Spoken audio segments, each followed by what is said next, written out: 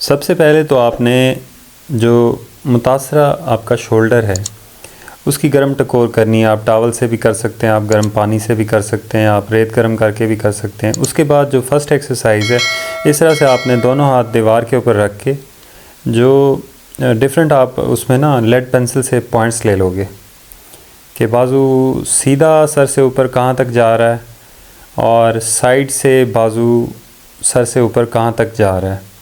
इसमें पॉइंट्स लेने का मकसद ये है कि आप अपनी प्रोग्रेस जो है वो नोट कर सकें कि हफ्ते बाद, 10 दिन बाद, 5 दिन बाद आप किस पॉइंट से किस पॉइंट तक चले गए हो, और इससे आइडिया होगा कि इम्प्रूवमेंट हुई भी है या नहीं हुई और आसानी हो रही है या नहीं हो रही।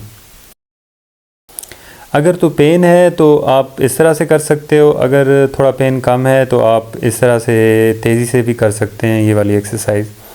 उसके बाद है दोनों हाथ शोल्डर्स की टिप के ऊपर रख के आप इसको क्लॉकवाइज और एंटी क्लॉकवाइज फॉरवर्ड और बैकवर्ड इसको घुमाना है। इसी तरह से पानी की बोतल लेके या ऐसे कोई चीज़ लेके आप दोनों बाजू सर से ऊपर लाने की कोशिश करनी है। इसके अलावा अगर आपके पास इस तरह की बॉल नहीं है तो आप टॉवल के सिरे जो एंड्स हैं उनको पकड़ के मुट्ठी में और आप बाजू सर से ऊपर उठा सकते हैं इसी तरह से। इसके अलावा कोई अगर पानी की बोतल नहीं ले सकते, हल्का सा वेट ले लें, कोई और चीज़ घर में उसको एज प्रॉप यूज़ कर सकते हैं आप। डंबल नहीं भी हो तो आप उसको किसी और चीज़ को आप उससे एक्सरसाइज कर सकते हैं। इसमें भी आपने फॉरवर्ड और बैकवर्ड दोनों तरफ क्लॉकवाइज एंटी क्लॉकवाइज। इसके अलावा अगर आपके रुकावट है पीछे बाजू को कमर की तरफ लेके जाने में या साइड पॉकेट में उसको कोई चीज़ रखने निकालने में, तो आप ये वाली एक्सरसाइज करेंगे।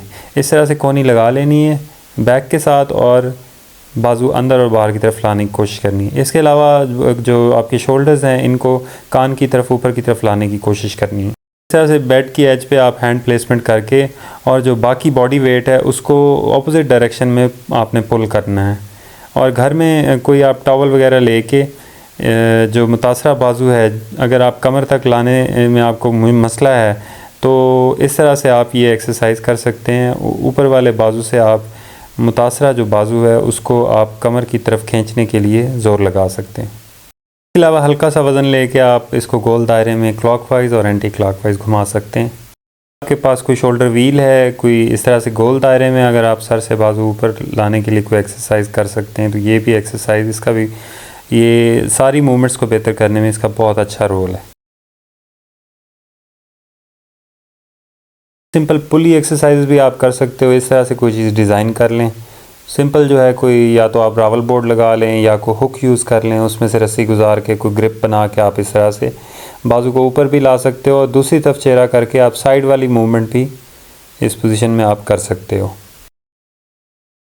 इसके अलावा कुछ एक्सरसाइज हैं जो कि प्रोफेशनल फिजियोथेरेपिस्ट ही कर सकते हैं। उसमें है कि आप सुपाइन में पेशेंट को लिटा के और थोड़ा सा लेफ़्ट हैंड से डिस्ट्रैक्ट करके आप इसको पोस्टीरियर ग्लाइड दे सकते हो। इसी तरह से सुपाइन में पेशेंट को लिटा के दाएं हाथ से आप डिस्ट्रैक्शन देंगे और बाएं हाथ से आप कॉडल ग्लाइड या इन्फीरियर ग्लाइड भी इसको हम कहते हैं, एब्डक्शन बेहतर करने के लिए। और स्कैपुलो ह्यूमरल रिदम जो है उसको बेहतर करने के लिए आप इस तरह से इसमें साइड लाइंग में पेशेंट को लिटा के और लेफ़्ट और राइट हैंड की इस तरह से प्लेसमेंट करके स्कैपुला को अपवर्ड और सर्कुलर मूवमेंट्स में आप इसको मोबिलाइज़ कर सकते हैं। इसी तरह से प्रोन में पेशेंट को लिटा के और इस तरह से बाजू की प्लेसमेंट करके राइट हैंड से ट्रैक्शन दे के और लेफ़्ट हैंड से एंटीरियर ग्लाइड आप इस तरह से आप दे सकते हैं। ये एक्सरसाइज सिर्फ़ और सिर्फ प्रोफेशनल फिजियोथेरेपिस्ट को ही करनी चाहिए, ये होम एक्सरसाइज का हिस्सा नहीं है।